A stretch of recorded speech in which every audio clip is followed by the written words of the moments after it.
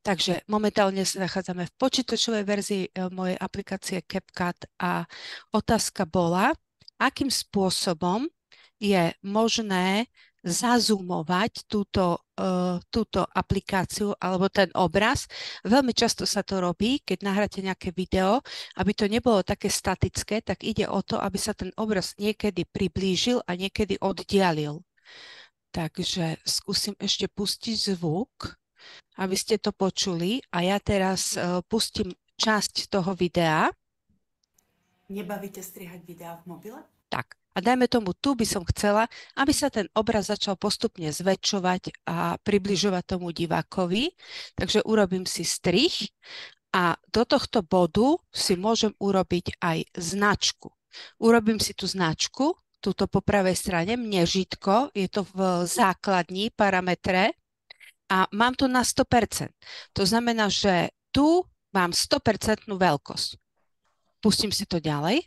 Príď sa pozrieť, ako použiť aplikáciu CapCut počítač. Tak, a teraz by som chcela, aby potiaľto sa mi ten obraz pekne približoval, zväčšoval, urobím si značku, ale ja na tejto značke nechcem mať 100%, ale chcem mať 150%. Čiže dám 150% sem.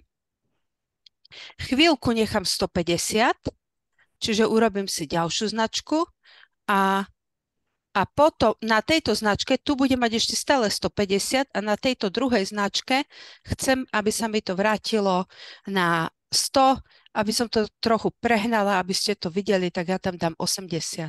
Dobre? A uvidíte, čo to urobí. Je to teda veľmi jednoduché toto zoomovanie. Videá v mobile? Príď sa pozrieť, ako použiť Zväčšujem sa. CapCut počítač. Som najväčšia, ale malička, áno? Čiže týmto spôsobom si môžete, samozrejme, keď to dáte na 80%, tak už presahujete sa to zmenší pod ten rámik, áno, tá veľkosť. Tak hovorím, často sa to používa takéto dynamické striedanie tých veľkostí, je to veľmi jednoduché. Niektorí to robia tak, že si urobia do tej aplikácie najprv titulky a potom robia tieto dynamické zmeny. Ja to robím radšej tak, že si najprv urobím tie dynamické zmeny a potom až vkladám titulky, pretože keď vložíte predtým titulky a keď som v tej najväčšej polohe, tak by sa mi mohlo stať, že tie titulky sa dostávajú mimo obraz, áno? Čiže na to pozor, aby všetky boli čitateľné, preto hovorím, ja to radšej robím tak. Čo sa týka Canvy, tak tu bola tiež otázočka, ako v Canve zoomovať. Keď už sa bavíme o tom zoome, lebo vy, čo používate Canvu, tak aby ste to tiež vedeli. Nahrala som si tu nejaké základné video. To základné video ja si roztiahnem na šírku toho obrázku. Nebudem ho ale vkladať ako pozadie, áno? Iba som si ho roztiahla na šírku toho obrázku. Pustím si to. Vyskúšajte priblíženie. Tak. A teraz urobím ten strih, čiže pravým tlačítkom myši na paličku, dám rozdeliť stránku a tu chcem to zazoomovať. Urobím to veľmi jednoducho, zmenším si tento zoom pekne, natiahnem sa, aká chcem byť veľká, takto pekne, až na takúto veľkosť chcem ísť. Tu je výhoda tá, že ja si môžem meniť aj tú pozíciu, čo chcem, aby tam bolo zazoomované. A už jedine posledné, čo potrebujem urobiť, že vkladám prechod, náš obľúbený, nájsť zhodu. Áno? Tu nájsť zhodu si nastavím trvanie v sekundách čo najdlhšie a idem na to. Čiže mala. Vyskúšajte priblíženie. Tak. Áno, bolo to tam trošku rozostrené, pretože to bolo asi moc rýchlo na neho, takže potom už musíte hľadať v tom nastavení v dĺžke trvania tých sekúnd, že koľko tam dať, aby ten obraz prišiel plynule. Vyskúšajte priblíženie. No teraz to už bolo lepšie, áno.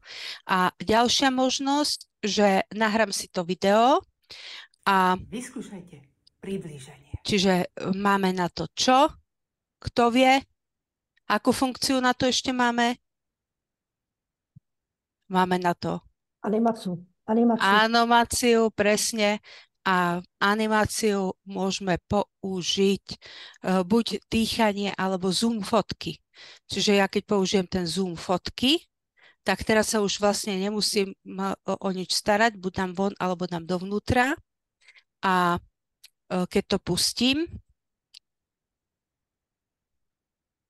tak vidíte, jak sa ten obraz naťahuje. Áno, ja som tam mala ten strik, kde už nič nehovorím, ale proste tá fotka sa vám roztiahne, čiže to je druhá možnosť, ako urobiť tie efekty.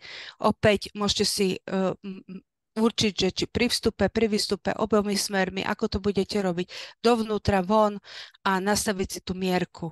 Áno, že ako silno pôjde ten zoom. Takže to je ďalšia možnosť, ako robiť to zoomovanie v tých videách.